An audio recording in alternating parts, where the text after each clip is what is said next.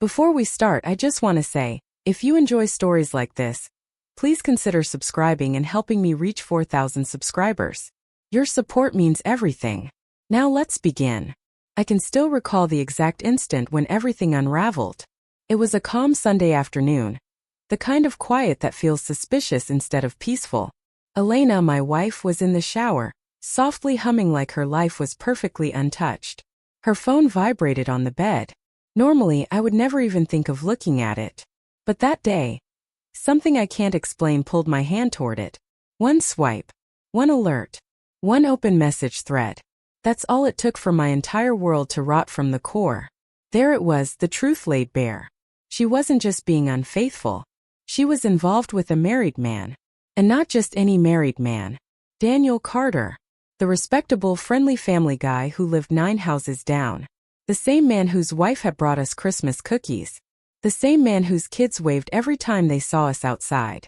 My heart shook with a numbness I'd never known. The messages were explicit, brazen, unapologetic. They were filled with a fire she had never once shown me. She wasn't just cheating. She was invested, alive, lit up for him. And the worst part?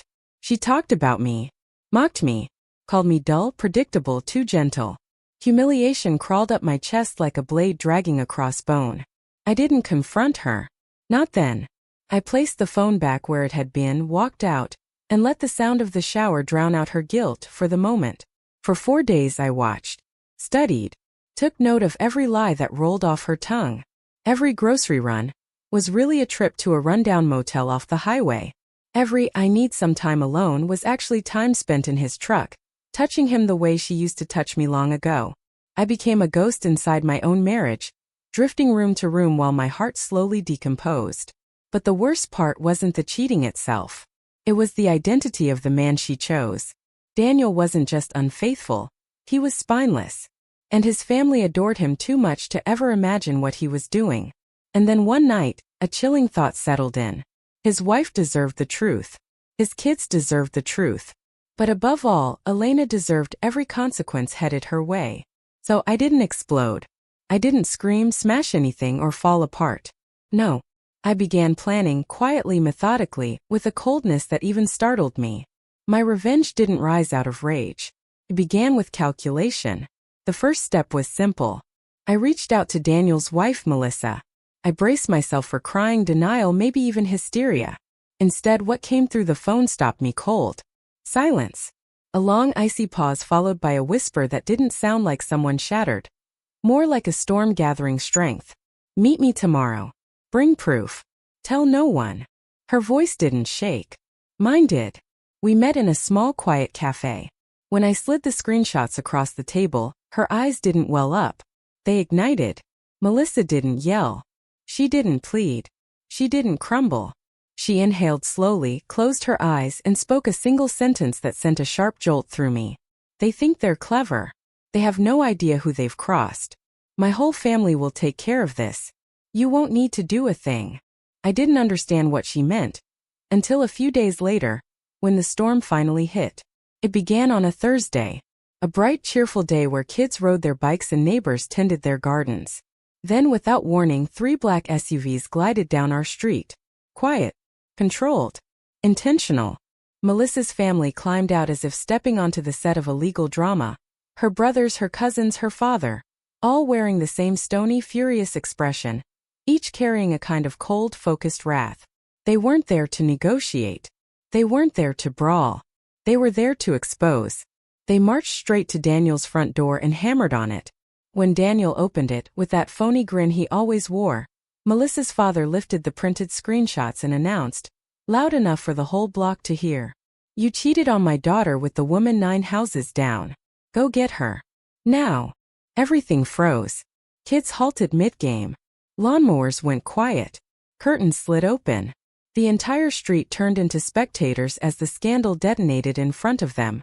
Elena heard the commotion and rushed outside, panic clinging to her like a shadow. Melissa looked at her with a chilling, furious contempt, and struck her across the face so hard the sound cracked through the neighborhood. But that wasn't the end. Melissa's brothers began reciting the text messages out loud. Every disgusting detail, every insult, every degrading remark. spoken like evidence in a courtroom trial. And everyone listened, expressions twisting with shock, disbelief, and horror. My wife covered her face, shaking as the humiliation crushed her like a building caving in. Then came the twist I never saw coming. Melissa wasn't just revealing their affair. She was ending it all. Right there in front of everyone. She announced she had already filed for divorce, locked down their shared accounts, moved the house into her name, and had Daniel legally removed. She'd spent the entire week quietly setting everything into motion. Daniel's expression collapsed, his skin going pale as chalk. My wife tried to rush toward me, sobbing, trembling, but I stepped back as if she were toxic. Then Melissa shifted her attention to me. She rested a hand on my shoulder, gave a subtle nod, and whispered just loud enough for the crowd to hear. "You didn't deserve any of this. But she does. And now she's yours to deal with." The whole neighborhood stood watching as my wife crumbled into a desperate, sobbing heap, begging me not to leave her. But after weeks of preparing myself, after finally seeing who she truly was, all I felt was a cold, steady clarity. I didn't raise my voice. I didn't swear. I simply handed her the divorce papers I'd already signed. "You destroyed us," I said quietly. "Now watch how I rebuild my life without you."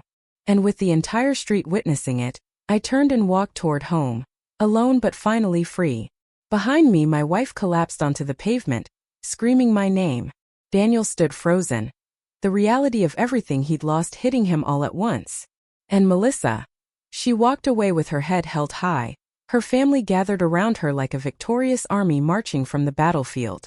That day, the neighborhood would never forget the scene. The humiliation, the chaos, the downfall, and the revenge so sharp, so deliberate, so unimaginable that everyone stood there stunned, speechless, and horrified.